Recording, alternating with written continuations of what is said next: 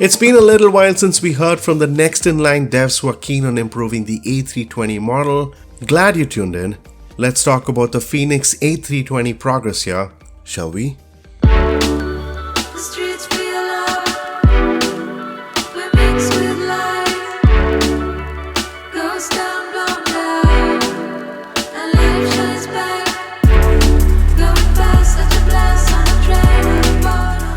Ladies and gentlemen, very often do we give you the latest on what's happening at the sim.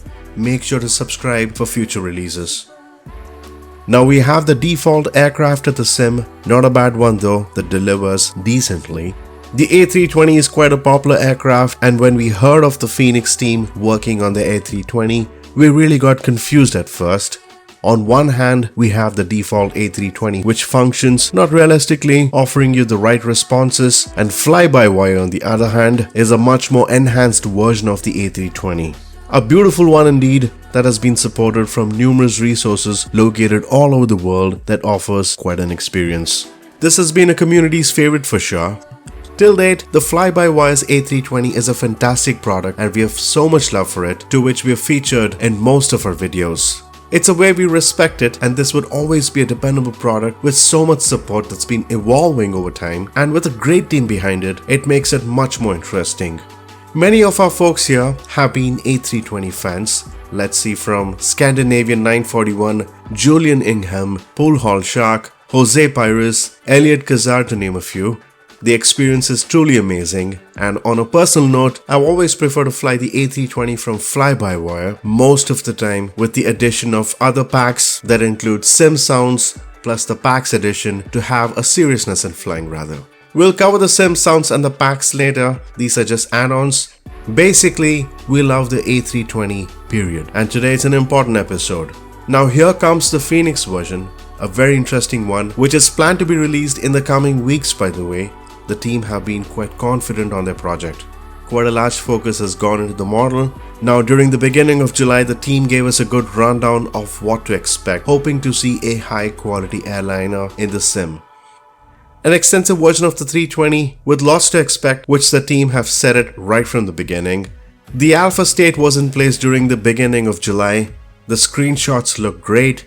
They want to term it as a high fidelity aircraft instead of a study level concept, which basically factors that the model should expect to be a much more serious in-depth simulated aircraft with high level texturing all over with modeling and functionalities that should render, making the experience feel like the real aircraft. They have spent considerable amount of time for research, including a 3D scanning method to get a more accurate model of the entire aircraft. Now that's impressive. What's more interesting is the fact that they want to make it feel like a perfectly functional aircraft, including signs of age. It's not easy to work on this aspect, as it can be quite striking with the addition of character to the plane. You need to be really artistic, and this can look much more convincing to the end user like us. Now details matter and every area should be well covered. The team are leaning over precision here. For example, they want the aircraft to be so detailed, precise to the level of rivets. Yes, you heard it right, it's rivets, and that's something to admire, which very few developers keep note of. Fenix here is working not just on the systems, hydraulics, functions of the aircraft, but also towards finer details here, where rivets and screws can be seen, and not just seen, including different angle placements. Keep that in mind. This actually makes it more convincing. Imagine looking at rivets that are placed on slightly different angles. This can look much more convincing that the aircraft is a used one with a number of flying hours in it, and signs of use and age can deliver a lot more realistic experience. Now this is just an example at what the team have been working on, and it's important to know what their thought process is, which is quite fascinating. They're focused heavily on the texturing aspect of it with a good use of color correction tools, making sure that the color tones are great, including the hues in the cockpit, which gives us a great feeling of what to expect during our long-haul flights, I can imagine. The A320 is such a lovable aircraft, which makes you fall in love with it just after a couple of flights. We certainly spend a lot of time with it, and with a good companion like the Thrustmaster's pilot pack, it makes the experience much more immersive. Now coming back to the model, this is really impressive to hear what the team are doing right now. They want to make sure that the model is accurate as possible on how well it is flown, including the exterior part of the aircraft. The A320 is a working machine which goes through a lot of cycles and has experienced different types of weather, carrying hundreds of passengers. Now, given that these flights gain flying hours at the same time, there's a lot of wear and tear, and this is where it gets captivating. Looking at the screenshots, the areas around the engine where fluid leaks are seen, along with the rudder grimes, the PBR textures have been worked well enough to showcase these two. Imagine that. To the finest level, the team has been focusing to deliver all the way to the finest level, so it's going to be exciting to see this aircraft. I really hope other areas are covered the same manner, giving you a great feel of the aircraft, from physics to dynamics to the systems. That would be something, and also interesting to compare with how the fly-by-wire is and what differences we can really experience. Now, over the last few days, they've offered previews along with liveries plus the performance post the sim update.